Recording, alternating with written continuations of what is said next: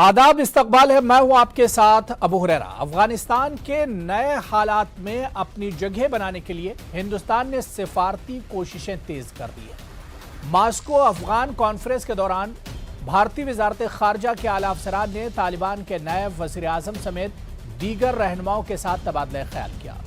हिंदुस्तान ने Moscow Afghan conference के बाद 10 मुल्कों की तरफ से जारी करदा इस बयान की तायद की है, जिसमें अफगानिस्तान पर तालिबान की हुकूमत को एक नई हकीकत के तौर पर तस्लीम किया गया है। इस कॉन्फ्रेंस का मकसद अफगानिस्तान में जल्द से जल्द हालात को पटरी पर लाना और तालिबान सरकार को मुस्तहकम करना है।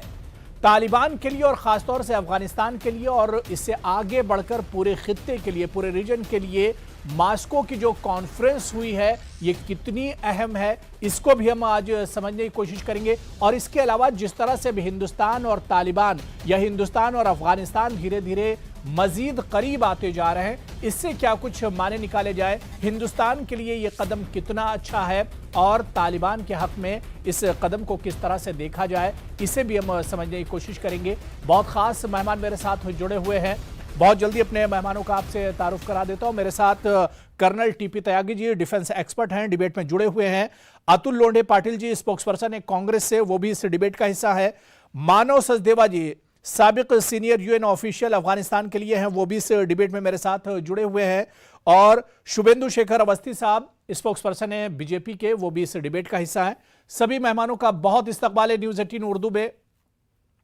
मैं सबसे पहले मानव सचदेवा जी आपसे ही शुरुआत करना चाहूंगा कि कुछ दिन पहले ही हमने देखा था कि दोहा में हिंदुस्तान के जो फॉरेन मिनिस्ट्री से जुड़े हुए जो पर्सन थे उन्होंने मुलाकात की थी, और अब हमने देखा कि मास्को में भी हिंदुस्तान ने तालिबान से बाकायदा मुलाकात की और वहां पर इस बहुत इंपॉर्टेंट मीटिंग में शिरकत की हिंदुस्तान ने।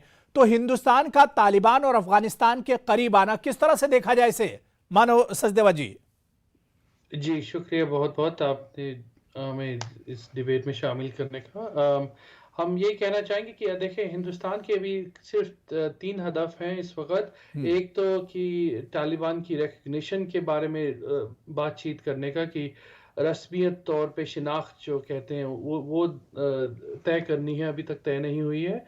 दूसरी तो जो अहम बात है वो ये है कि हम ये जो इंसानी इमदाद है, यानी ह्यूमैनिटेरियन असिस्टेंस, उसको किस तरह मतलब देखा जाए। और इस वक्त अभी एक ऐलान आया है ज़बीउल्लाह मुजाहिद का, जो स्पोक्स पर्सन है तालिबान के, कि उन्होंने पहली दफ़ा रिकग्नाइज़ किया है कि हिंदुस्तान का और तालिबान के दरमियान कोई बातचीत जारी है। कि आपको याद होगा जब कतर में जब बातचीत हुई थी, तब जब जो हमारे सफ़ीर हैं दीपक जी, उन्होंने उनसे पहली मुलाकात की थी, उसके बाद तालिबान ने उन्हें रिकग्नाइज नहीं किया था कि एज इवन अ कॉन्वर्सेशन, तो उन्होंने उस पर कोई ऐलान दर्ज नहीं किए थे। और तीसरी बात जो दहशत गर्दी पे बात हो रही है, वो जैसे वजीर आजम ने भी कहा है कि और खैर बाकी लीडर्स ने भी कहा है कि उनका एक हदफ है कि अफगानिस्तान इस एक सेंटर ऑफ दहशत गर्दी ना बन जाए। मेरे माने में एक चौथा भी बनता है हदफ, बहुत अहम जैसे लक्ष्य है या हदफ है, कि अभी जो हिंदुस्तानी जो भी वहाँ पे मौजूद हैं, वहाँ जो फंस चुके हैं वहाँ पे, उन्हें भी निकालना बहुत ज़रूरी है। और जो अफ़गान जिन्होंने हमारी बहुत मदद की थी कितने सालों हमारे साथ रह के और हमारे प्रोजेक्ट्स पे, तो उन्हें भी इमदाद करनी चाहिए। लेकिन बड़े मायने पे देखा जाए तो ये मॉस्को टॉक्स का एक सबसे मुझे मुश्किल ये बात लग रही है कि यूएस हैज बॉयकॉटेड इट। अभी 4 दिन पहले अमेरिका ने एक ट्रायम्विरेट हुआ करता था, ट्रायम्विरेट +1, China, Pakistan, Russia plus America. America ने कहा कि हम इसमें हिस्सा नहीं लेंगे इस वक्त। तो उन्होंने तो लॉजिस्टिक्स कह दिए या यूं कह दिए, पर they have walked away from it. अभी आप देखें, ये तो स्पॉन्सर्स हैं +10 हैं। तो देयर इज अ चैलेंज कि मॉस्को में अब आप किस हद तक जाएंगे। पुतिन ने भी स्टेटमेंट दी, प्रेसिडेंट जो रईस जमहूर हैं रशिया की, वो भी रिकग्नाइज करने को तैयार नहीं है। तो हिंदुस्तान के लिए बहुत ही क्रिटिकल मोमेंट है कि आपने कई साल एक्चुअली थोड़ा सा तालिबान से राबिता जोड़ने में देरी कर दी है, क्योंकि देखो रियल पॉलिटिक्स ये होती है कि आपको इधर भी देखना पड़ता है, उधर भी देखना पड़ता है। बिल्कुल। तो अब थोड़ा-सा we are playing catch up, let's put it this way. पर हम्म। तालिबान में कोई तब्दीली नहीं आई है ऑन द ग्राउंड। तो मैं अपना ये कह सकता हूँ कि मातम छा गया है। एक among all my staff member जो यूएन के थे, they are all desperate to get out. तो अभी तक जो हुकूक ज़नान है या उनकी जो तालीम और तरबियत की बात की जाए तो वो they are not able to go बिल्कुल। टू मकतब, स्कूल्स, बिल्कुल दानिशगाह, मानव पांतून सचदेवा जी, सब इस बंद पर हैं। इस पर हम और जी, आगे बात करेंगे। मैं अपने तमाम जी। पैनलिस्ट को डिबेट में जोड़ लेता हूं। मैं कर्नल टीपी त्यागी जी आपके पास आना चाहूंगा। कर्नल टीपी त्यागी जी, जो बात मानव सचदेवा जी कह रहे हैं कि तालिबान के रवैये में कोई फर्क नहीं आया है, जो 2000 पहले से वाले तालिबान थे वही तालिबान अभी भी है, लेकिन जिस तरह से अब हिंदुस्तान तालिबान के करीब आता जा रहा है, अफगानिस्तान के करीब आता जा रहा है, पहले दोहा में मुलाकात होना, उसके बाद अब मास्को टॉक्स में हिंदुस्तान का शामिल होना, क्या इसे हिंदुस्तान की मजबूरी समझा जाए या वक्त की जरूरत? सर, ये टैक्टिकल मूव है। इसका ये मतलब नहीं है कि हिंदुस्तान तालिबान को मान्यता दे रहा है या तालिबान के साथ कंप्रोमाइज कर रहा है। क्या ये सच नहीं है कि पूरी की पूरी इंटरनेशनल कम्युनिटी चाहे दिखाने के लिए बाद रशिया कुछ भी करे, they are apprehensive of Taliban. Taliban ने सिक्योरिटी काउंसिल के द्वारा दी गई एक बात भी तो नहीं मानी, ना इंक्लूसिव गवर्नमेंट, ना माइनॉरिटी प्रोटेक्शन, और ना ही इस बात की एश्योरेंस कि उनकी धरती का इस्तेमाल टेरर के लिए नहीं होगा, जो दिखने लगा है, जिसके रेमिफिकेशन दिखने लगे हैं। और ये पूरी इंटरनेशनल कम्युनिटी जानती है कि तालिबान को शय देने वाला पाकिस्तान है, और ये भी जानती है कि पाकिस्तान से ही टेरर चाहे किसी भी तरह का हो कहीं ना कहीं जुड़ा रहता है। अब सवाल ये उठता है कि अगर हम ईमानदारी से कोई सॉल्यूशन चाहते हैं तो वो सॉल्यूशन ये है कि पाकिस्तान के ऊपर दबाव बनाया जाए, और पाकिस्तान के ऊपर वो दबाव कौन बना सकता है? वो केवल हिंदुस्तान बना सकता है। बाकी जो दबाव है, सैंक्शन लगा देना, ये कर देना, ये सब जवानी जवा खर्च है। जो हिंदुस्तान बना सकता है वो ये कि हमारी पार्लियामेंट के अंदर ये कहा गया था कि जो पीओके है, जो गिलगित बाल्टिस्तान है, ये हिंदुस्तान का हिस्सा है, और हमारे chief of the army staff ने भी ये कहा था कि अगर पार्लियामेंट करे तो हम इसे लेने को तैयार हैं। वो दबाव बनाने के बाद ये समस्याओं का समाधान होगा, अन्यथा तो ये डिबेट ही चलती रहेगी कि हम तालिबान के साथ हैं। कुछ कहते हैं कि तालिबान बदल गया है, कुछ कहते हैं कि नहीं जी तालिबान बिल्कुल नहीं बदला है। Now this is a debate which is only debatable. If you have to come to a concrete solution, then you have to be proactive. और ये सबसे ज्यादा जरूरी हिंदुस्तान के लिए इसलिए है कि अमेरिका को, रशिया को इतना एकदम इमीडिएट कोई तालिबान से नुकसान नहीं है, और ना ही चाइना को, क्योंकि वो उन्होंने तो अपनी एम्बेसी नहीं हटाई है। हिंदुस्तान को है, क्योंकि हिंदुस्तान के आदमी अभी वहां पे है, और हिंदुस्तान को अपना वहां पे इंटरेस्ट भी कायम रखना है। बिल्कुल, लिहाजा उसके लिए और हिंदुस्तान ने वहां पर इन्वेस्ट भी बहुत ज्यादा किया है। जो इन्वेस्टमेंट हिंदुस्तान का है उसे देखते हुए भी अभी हिंदुस्तान को एक तरह से पीछे नहीं हटना चाहिए। बड़ी अच्छी बात आपने कर्नल टीपी त्यागी जी कही है। मैं अतुल लोंढे पाटिल जी आपके पास आना चाहूंगा। अतुल जी, कांग्रेस बार बार इल्जाम लगाती थी कि मोदी सरकार तालिबान को लेकर, अफगानिस्तान के हालात को लेकर खामोश है, कुछ कह नहीं रही है, लेकिन अब अतुल जी यहां पर देखिए कि हिंदुस्तान तो अब तालिबान के बहुत करीब जाता हुआ दिख रहा है। नहीं, बेनकाब किया है कांग्रेस ने। भाजपा का जो रवैया है, जो दो मुहा बात है भाजपा की, उसको कांग्रेस ने पहले से ही भांप लिया था, और अपने नागरिक जो है देश के, वहां उनके सिक्योरिटी की क्या बात चल रही है, वो सबसे अहम इशू था कांग्रेस के लिए देश के हिसाब से। अब सबसे अहम बात यह है कि भाजपा अपने जाल में खुद फंस गई है। मुझे एक बात बताइए, जो ट्रायोका बना था, जिसकी बात चल रही थी, ट्रायोका में अमेरिका, रशिया, चाइना, पाकिस्तान ये देश थे, लेकिन हम नहीं थे। बाजू के मिडिल ईस्ट के दो देश थे। तो ये सबसे बड़ी एक बात थी। दूसरी बात यह है कि तालिबान बर्बर है, तालिबान 2000 के पहले का है, बदला नहीं, ये सच है। लेकिन क्या डिबेट चलाई हमने हमारे देश में? हमने हमारे देश के सुरक्षा, हमारे हित, हम एक इस रीजन के पावर है, उसको भुला के हमने हमारी डोमेस्टिक पॉलिटिक्स के लिए हिंदू मुसलमान की डिबेट चलाई अफगानिस्तान में तालिबान का जो हुआ वो उसको लेकर, ना कि हमने हमारे देश की सुरक्षा, हमारा इंटरनेशनल इंटरेस्ट, हमारे नेशनल इंटरेस्ट, इसके बारे में हमने सोचा नहीं था। आज हम वहां जाकर बैठते हैं तो ये सच्चाई सामने आती है। वो बर्बर है, लेकिन वो अभी उनकी सत्ता वहां पर है। वो दहशतगर्दी का नुकसान हमें नहीं होना चाहिए। बातचीत करनी पड़ेगी वहां जाकर कि एस जयशंकर ने नकार दिया था, हमारी कोई बात हुई है। दीपक मित्तल जी जो राजदूत थे उन्होंने वहां चुपके से बात की थी, आज जाकर मॉस्को में बात हुई है। तो बातचीत अगर अमेरिका अभी नहीं कर रहा है तो अमेरिका के अपने कंस्ट्रेंट्स है, लेकिन चाइना रशिया उनके नेबर है तो वो कर रहे हैं, क्योंकि सिकियांग वहां है और उग्योर जो है, उग्योर मिनस को समझती है चाइना। रशिया में चेचन्स है, उनको पता है, वो अपने नेशनल इंटरेस्ट कर रही है। लेकिन हिंदुस्तान की जो हुकूमत है, वो हिंदुस्तान की हुकूमत ने क्या इस देश की सुरक्षा के बारे में और विदेश नीति के बारे में किया है, वो सारी उनकी असफलता जो है, वो असफलता अभी हमारे सामने है। तो ये रियलिटी है कि वहां पर सुनिए एक मिनट, आखिरी मुद्दा, वो तालिबान वहां आया है, उसे चर्चा करके दहशतगर्दी का नुकसान हमें नहीं होना चाहिए। और जहां तक पाकिस्तान को रोकने की बात है, तो हमारा रशिया जो हमारा ट्रस्टेड एली है, हमारा एक दोस्त है, जिसने हमें हर वक्त मदद की है, यूएन में मदद की है, हर वक्त मदद की है, वो अगर वहां पर बात कर रहा है और पहले हमें बाहर रखा जाता है और रशिया हमें बाहर रखना चाहता है, तो ये सबसे बड़ा हमारी विदेश नीति की असफलता है।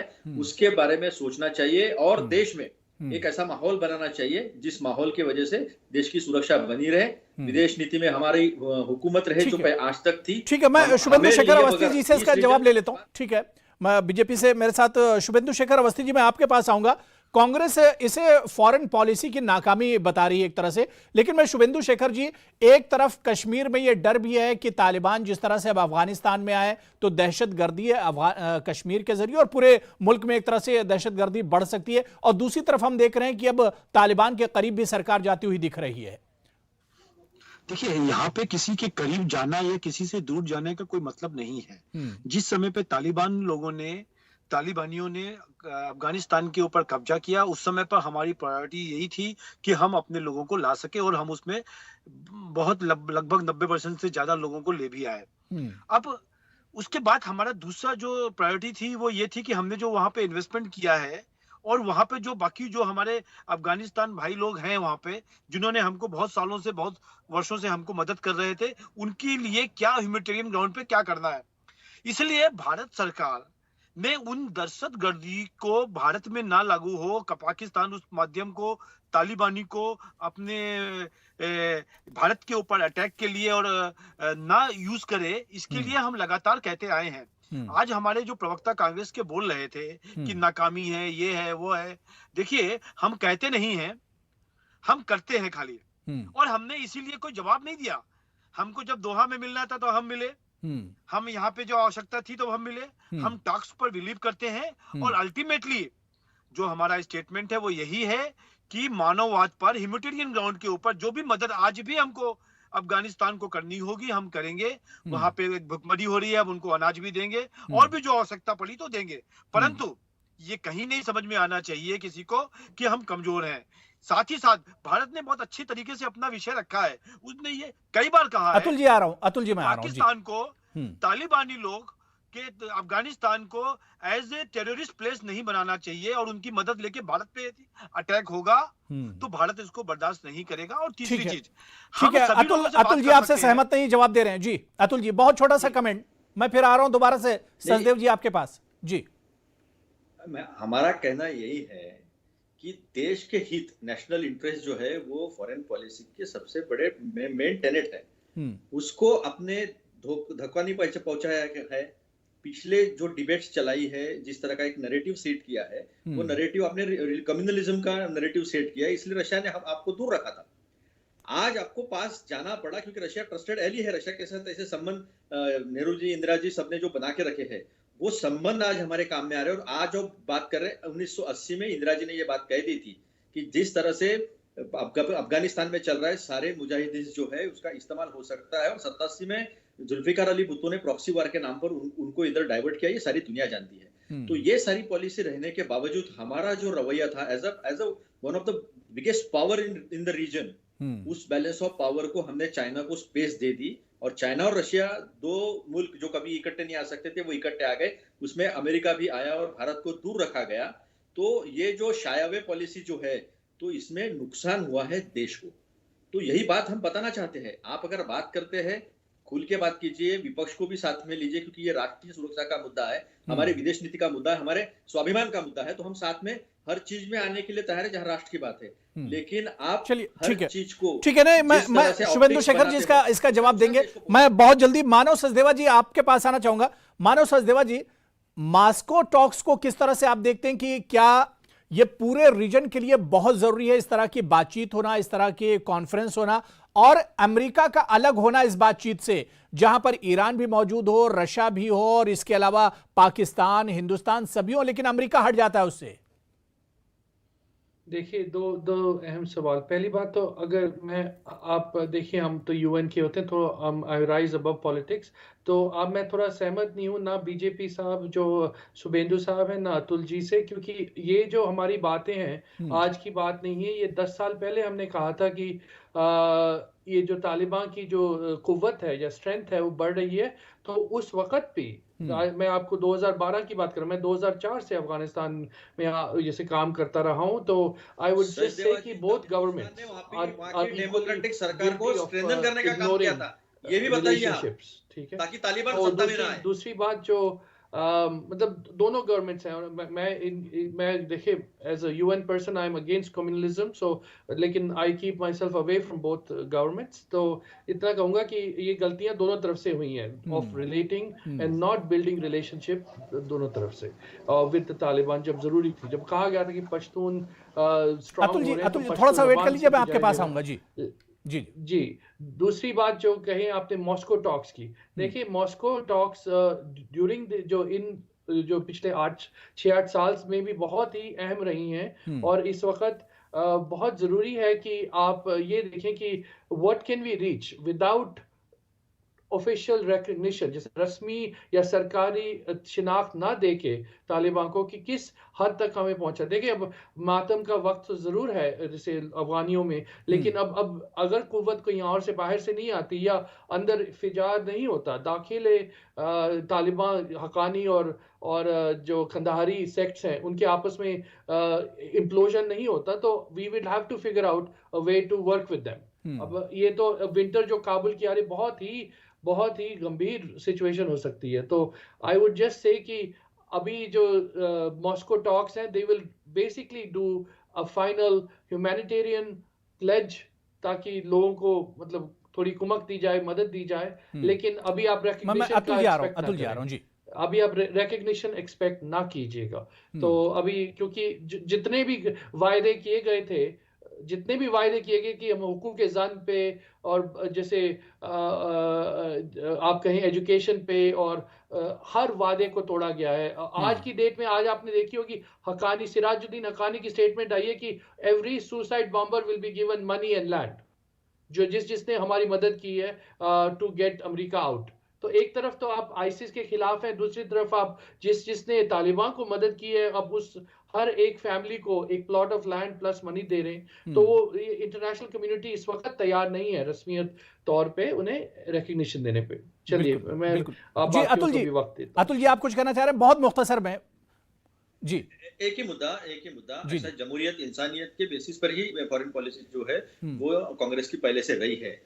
जब वहां पर तालिबान कब्जा कर सकता है ऐसा हिंदुस्तान को जब लग रहा था, स्ट्रेंथन हो रहे, तब हमने वहां पर कंस्ट्रक्शन सारा अफगानिस्तान को, वहां की सरकार को, जो लोकतंत्र की सरकार थी, लोकतंत्र था, उसको मजबूत करने का काम किया, वहां इन्वेस्टमेंट किया, वहां डेवलपमेंट, लोगों में डेवलपमेंट की चाह होनी चाहिए, वो सारी चीजें की। लेकिन दो गलती बीजेपी से हुई है।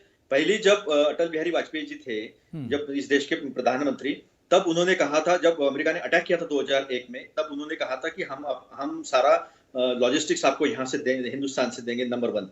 नंबर 2, जब मोदी जी और ट्रम्प का कॉम्बिनेशन केमिस्ट्री उनकी अच्छी थी, तो हम यह उन्हें कन्विंस करने में कम रहे कि अगर यहाँ से अमेरिका इतने जल्दी विड्रॉ कर देता है, उनको स्ट्रेंथन किए बगैर, तो उसका खामियाजा सारे हिंदुस्तान, सारे दुनिया को भुगतना पड़ सकता है। ये तो हमारी खामियां है ना।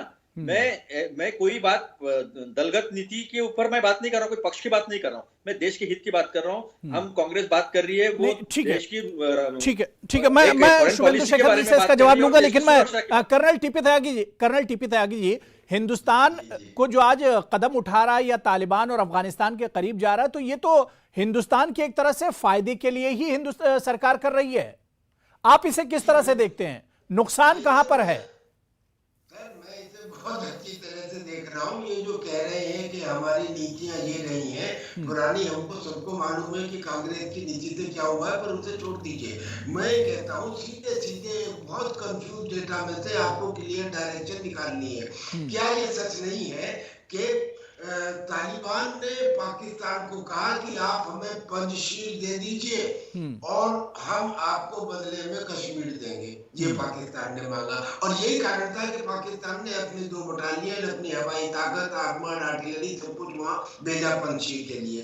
यानी कि अब जो तालिबान है वो सबसे ज्यादा बड़ा खतरा जो है वो हिंदुस्तान के लिए है पहले, उसके बाद में जो ये चेचनिया और जिंजियांग यानी कि रशिया और चाइना, ये जो थोड़ा बहुत तालिबान के फेवर में बात कर रहे हैं वो अपने इन हिस्सों को वजह से कर रहे हैं। हमारे लिए खतरा है, और हमारे लिए जो खतरा है, एक मदारी जब बंदर को सिखाता है तो कुत्ते को पीटता है। कहने का मतलब ये कि अगर अफगानिस्तान के ऊपर हमें कंट्रोल करना है तो हमें गिलगित बाल्टिस्तान से अपना लैंड रूट खोलना है, और उसके लिए हमको पीओके चाहिए, और पीओके के लिए हमें वो एक्शन लेना चाहिए जो हमारी स्कीम ऑफ थिंक में है। अब समय नहीं है, this is the right time. बिल्कुल। मैं शुभेंदु शेखर अवस्थी जी, एक लास्ट कमेंट बिल्कुल 30 सेकंड में, कि बहुत सरकार को अलर्ट रहने की जरूरत है। आप तालिबान के करीब तो जरूर जा रहे हैं, लेकिन तालिबान से बातचीत करने को लेकर जिस तरह से अभी अतुल जी कह रहे थे कि अपोजिशन को भी आपको भरोसे में लेना होगा। देखिए, हम लोग अभी भी कोई डिसीजन नहीं ले रहे हैं, हमने जस्ट टॉक्स चालू किए हैं, और हम लोग बिल्कुल समय के साथ, जैसा समय आएगा उसके हिसाब से एक्शन लेंगे। हमने किसी को नहीं कहा कि तुम ठीक हो, तुम खराब हो, और यही जरूरत है अभी के लिए कि कोई भी स्टेटमेंट नहीं है जब तक वहां पे चीजें क्लियर नहीं होती हैं। इसलिए हमने टॉक्स रखी हुई है, हम अपने इंटरेस्ट में बात कर रहे हैं, और समय आने पर हम एक्शन लेंगे। चलिए, जाहिर सी बात है कि हिंदुस्तान और तालिबान अब करीब तो आ रहे हैं और बातचीत हो रही है, और जाहिर है कि अब खुलकर ये बातचीत हो रही है। पहले दोहा में जो बातचीत हुई, उसके बाद अब मास्को में भी बातचीत हुई, लेकिन इस बातचीत का नतीजा क्या कुछ निकलेगा, क्या तालिबान अपनी हरकतों से बाज आता है, ये देखना बहुत अहम होगा। बड़ी अच्छी बातचीत चल रही थी, लेकिन वक्त की कमी है। बहुत बहुत शुक्रिया शुभेंदु शेखर अवस्थी जी मेरे साथ जुड़ने के लिए। मानव सचदेवा जी सर, आपका भी बहुत बहुत शुक्रिया। कर्नल टीपी त्यागी सर, आपका शुक्रिया। और अतुल लोंढे पाटिल साहब, सभी का बहुत बहुत शुक्रिया डिबेट में जुड़ने के लिए। आदाब।